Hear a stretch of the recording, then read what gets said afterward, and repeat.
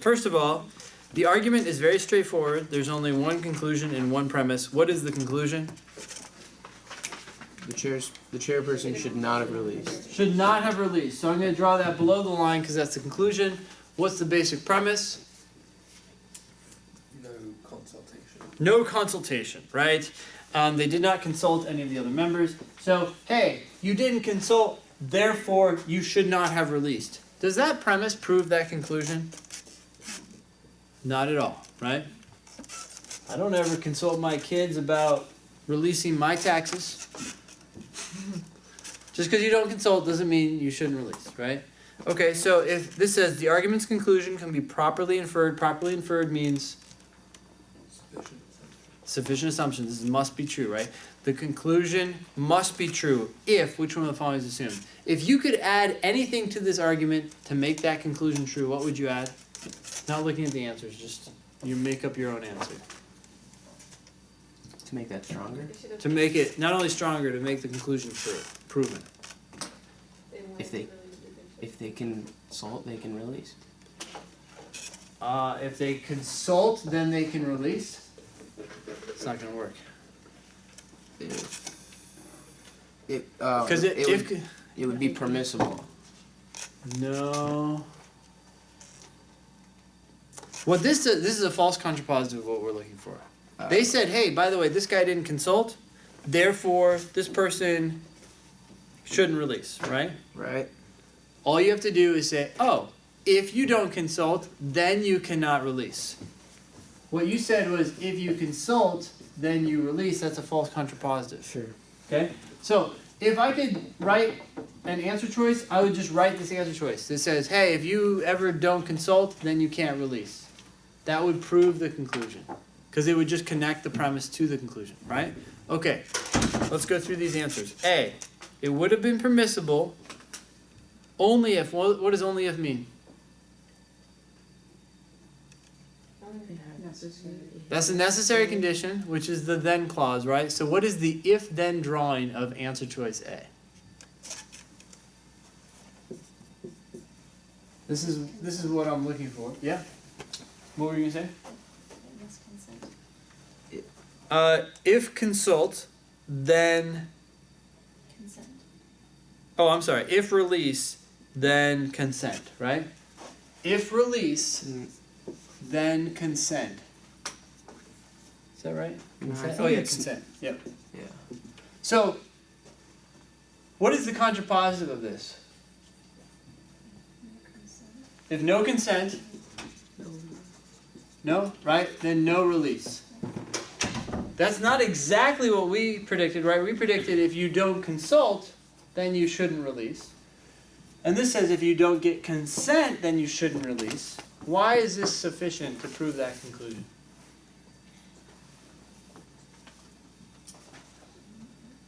If this chairperson didn't consult, then what do we know must be true? The chairperson did not get consent. Right? If you don't consult, then there's no way you could get consent. And this says, hey, if you don't get consent, then you can't release. So since this person didn't consult and thus did not get consent, they must not release. Answer choice A is correct. Okay, so what? There's some tempting answers though in here. Yeah. Is D wrong because it requires each of the commission's members would have a... No, that's good. That's good. The problem with D, does anyone know the problem with D? It's one word. Agreed? That's not... Well, they didn't agree, right? So that's pretty good.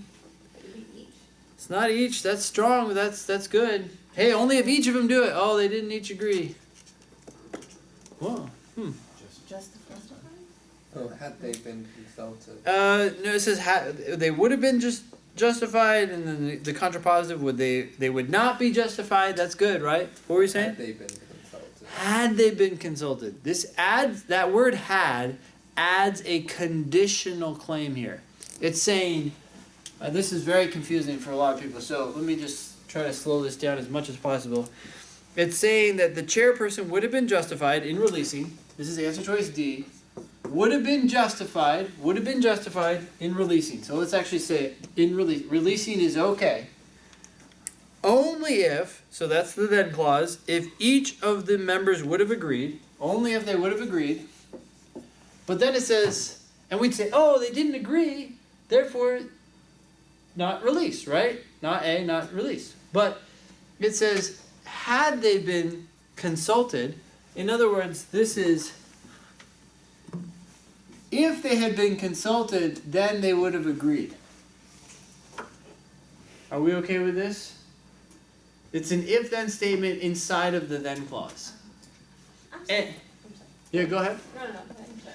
And the problem here is that the contrapositive of this is simply, if this does not happen, then not release. But we have no idea whether this did or did not happen, because it's like, had they been consulted? We're like, well, they weren't consulted. So what would have happened if they had been consulted? Do we know whether or not they would have agreed? We have no idea. So it's like, they weren't consulted, so we don't know whether they would have agreed or not. And this is saying, well, if they wouldn't have agreed, had they been consulted, then you wouldn't be justified. And we're just like, well, since they were never consulted, we have no idea whether they would have agreed, so we can't necessarily negate this and get to not R.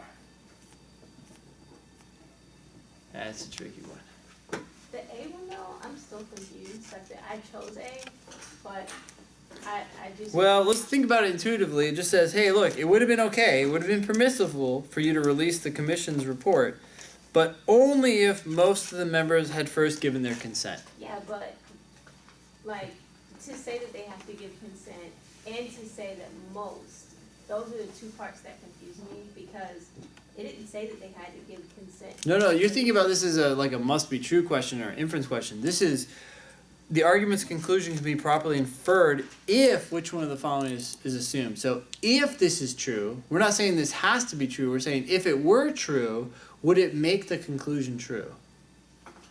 And so if it's true that it would have been permissible only if most of the members would have first given their consent, then, and we'd say, oh, well, most of them did not give their consent, therefore it would not be permissible.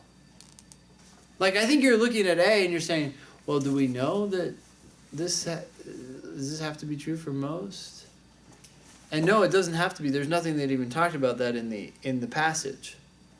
But the question is, if this were a requirement, if this were true, if answer choice A were true, would this then prove the conclusion? Gotcha. Does that make sense? Yeah, it makes sense. Okay.